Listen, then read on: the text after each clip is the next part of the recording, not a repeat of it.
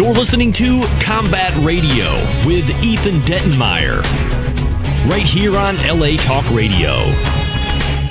Okay, we're live on the air with Combat Radio. With us on the phone is one of my all-time favorite directors, one of the people that are instrumental for me being in this business, and now a lot of fans are cursing you, Michael, Mr. Michael Winner from the UK. How are you today, Michael?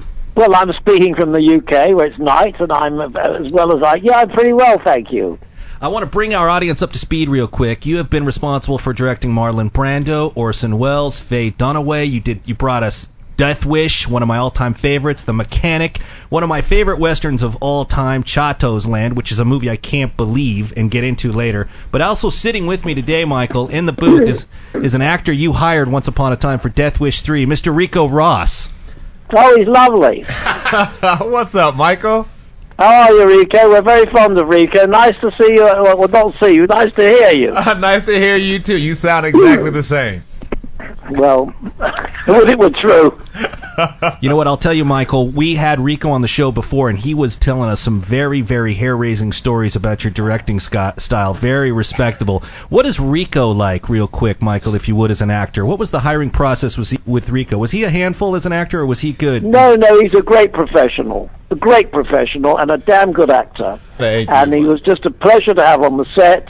Everybody liked him. And that's very important, you know, because you have a good actor.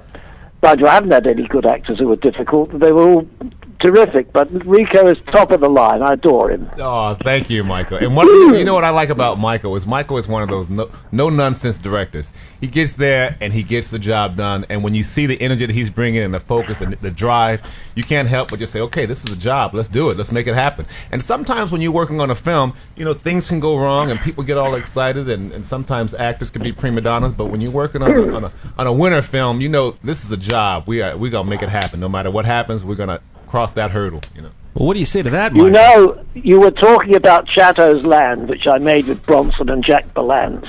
Yes, love it. A runner on that picture was John Landis. You're kidding me. And I hardly knew he was there. And he phoned me up recently. He's making a film in England called Burke and Hare about the body snatchers, the murderers who sold bodies. Uh-huh. And he offered me a small part. and in this part, I'm playing a nobleman in a coach. And Burke and Hare caused the coach to go over a cliff, killing everybody in it. So I think that's wonderful, isn't it? I give the man his first break in 1970 in movies, John Landis. He repays me by throwing me over a cliff. Yeah, what about that? I mean, please. You know, I got to tell you, on a side note, Landis aside, that Western, Chato's Land, is, to me, remarkable. I remember coming home from school, and that was on the television, and the movie had just started with Bronson blasting those people, and I remember thinking to myself, good heavens, this is how the movie starts? It was like the movie started with a bang-up ending and got better from there. It's one of my favorite Westerns of all time. Thank you. How'd you like working with Bronson? You worked with him several times.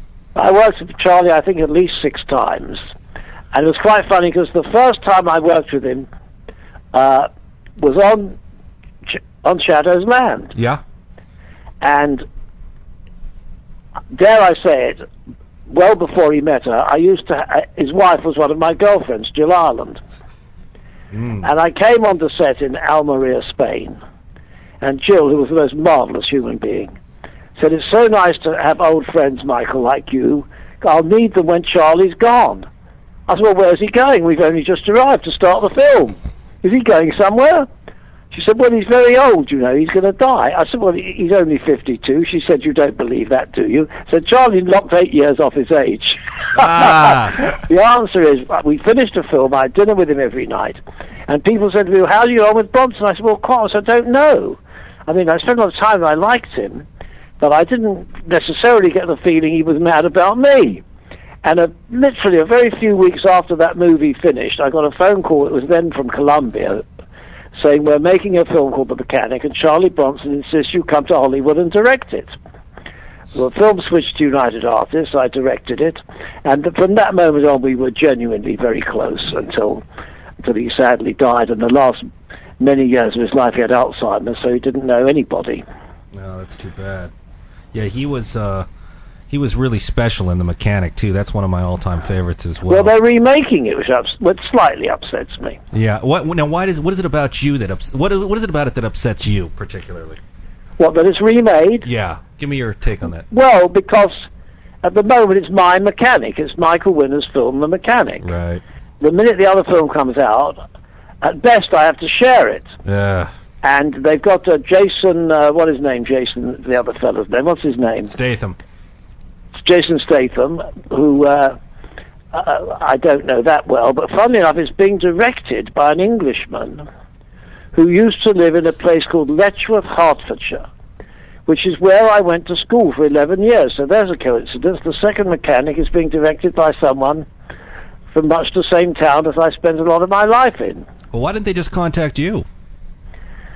You know, in the real world, the spotlight moves on and they want younger people. There are very few directors of my age, I hate to say it, I'm 74, who are still directing. I bumped into one of them at lunch and a long chat last Saturday. That's Ridley Scott. He's still going, bless him. Mm-hmm. But not many of them are. Mm. Let me ask you. I do a lot of commercials here. Yeah. I'm very famous here, dare I say it. I star in the commercials. And they've just given me my own TV series here, Peak Time, 1 hour show. But that's, at least I keep busy, you know. Good. Hey, Michael, I remember when we were making Death Wish that Charles also, his wife was having some medical issues. Well, she had cancer. Right. And she thought she had recovered.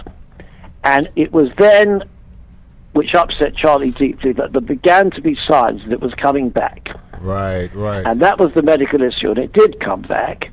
And so a few years later it killed her. She was very young. Terrible thing to happen. She was the most vibrant, beautiful. You know how beautiful was Ricco. You saw her. She came on the set frequently. That's right.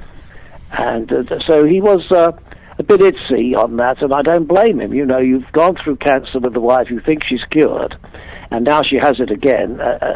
It's too terrible. And Charlie had to see. He lived in a hut, a mining hut, in a mining town with a family of 13, and he said, I had to see my father dying of cancer for 3 years. I never want to see that happen to anybody again, and sadly it did happen to Jill. Right. I remember talking to him, and we were talking about a number of things, and then I asked him about his wife, and his whole demeanor just completely changed. I can see how that had affected him so dearly, and now it makes sense. Now that you say that his father had actually. Well, it was a great love story, and sadly it ended not as they would have liked. They should have sailed into the sunset together. You know, it doesn't always happen. Life is not always as we hope it to be.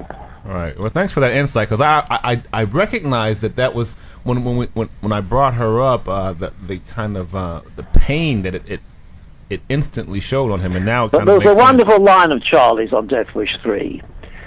He had a lot of muggers to kill, as he did. I love Death Wish 3. It was very kitsch, very camp. Yes. And he had to kill all these muggers. You see, he had to run with this rather heavy World War II machine gun.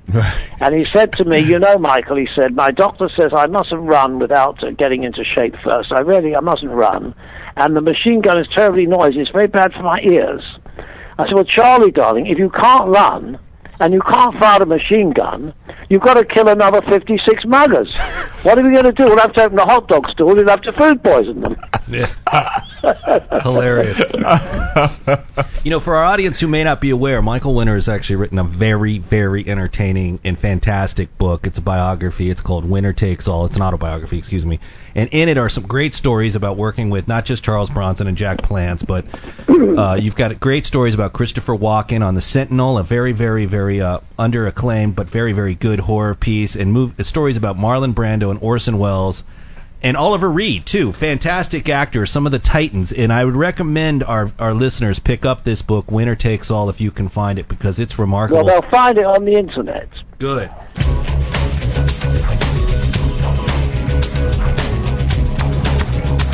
You're listening to Combat Radio with Ethan Dettenmeyer, right here on LA Talk Radio.